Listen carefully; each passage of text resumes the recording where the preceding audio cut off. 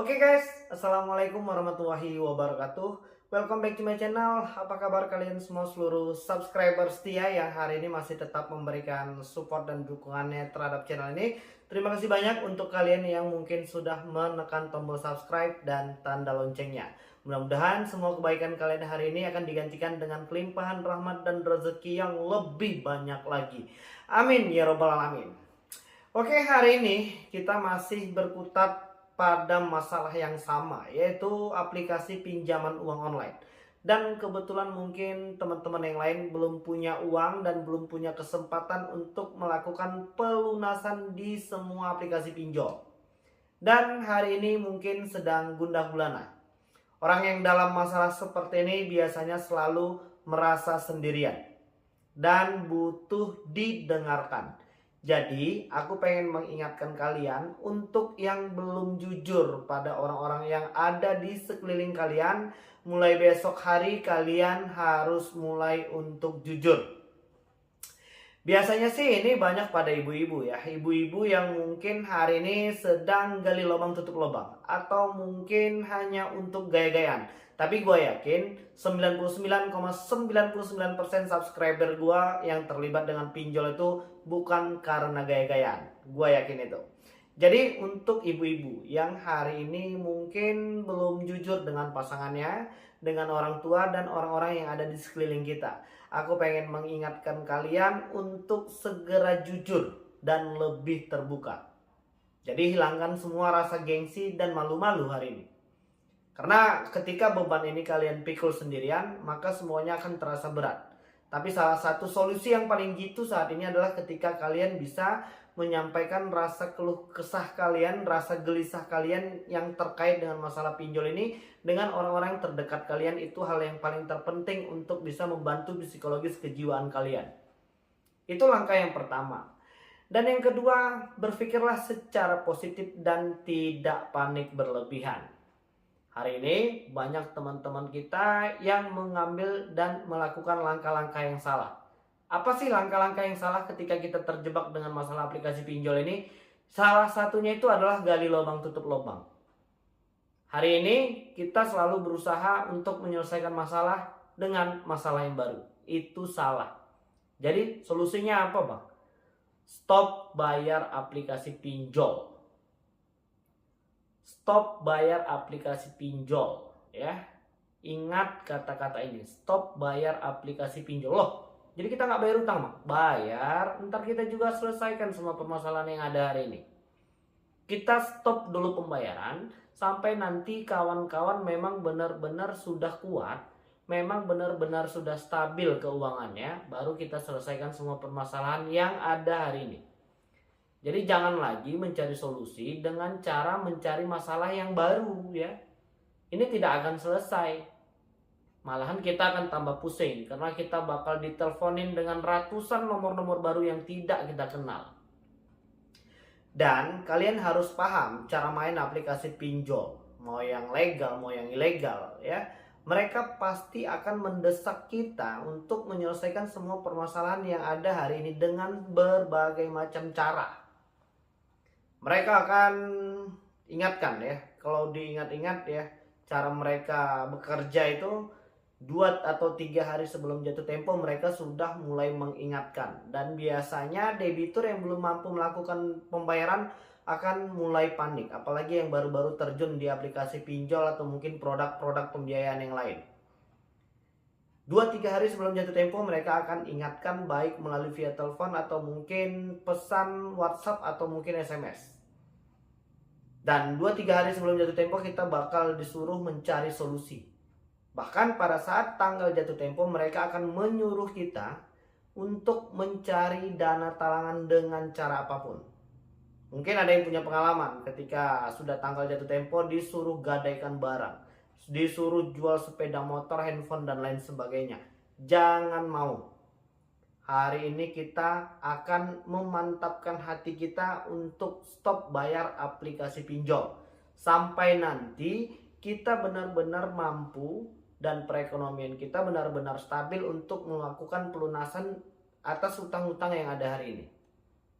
Jadi udah cukup jelas. Dan aku juga pengen mengingatkan ya kepada teman-teman yang lain juga agar untuk mengontrol emosi ya. Terlebih lagi untuk ibu-ibu yang hari ini masih punya anak-anak kecil. Jangan sampai kesalahan kita secara pribadi ini berimbas kepada keluarga yang hari ini seharusnya cukup bahagia ketika tidak terkena masalah aplikasi pinjol. Tapi karena hari ini kita berurusan dengan pinjol, karena merasa didesak-desak sama debt collectionnya, dan akhirnya kita pusing dan melampiaskan kekesalan dan kesalahan kita itu kepada keluarga terdekat. Contohnya anak-anak kecil. Coba untuk berpikir lebih jernih ya, berpikir sebentar untuk tidak panik berlebihan dan tetap tenang. Permasalahan yang kita hadapi hari ini tidaklah besar, cukup kecil, kecil sekali. Hanya saja hari ini mungkin kita belum ketemu solusi yang pas. Oleh sebab itu dibutuhkan kesabaran dan kemauan kita untuk bisa terbebas dari semua masalah yang ada hari ini. Oke, jadi mungkin udah cukup jelas dan kita harus paham betul bagaimana cara kerja dari aplikasi pinjol ini. Yang pertama tadi mereka akan desak-desak kita ya. Dan untuk yang ilegal biasanya mereka sudah mengantongi beberapa nama-nama yang ada di kontak kita. Karena ketidaktahuan kita dan kita mengizinkan mereka mengotorisasi kontak, foto, video dan lain sebagainya yang penting-penting yang ada di handphone kita. Itu kesalahan kita, ketidaktahuan kita di masa lalu sehingga akhirnya hari ini menjadi sebuah masalah. Mereka akan lihat nama-nama yang sering berkomunikasi dengan kita dan mereka akan screenshot lalu kirimkan itu kepada kita dengan ancaman akan menagih ke kontak-kontak yang ada di handphone kita. Jika hal itu terjadi, jangan panik. Tugas kalian cuma satu. Silahkan berterus terang dan jelaskan kalau itu aplikasi pinjol ilegal.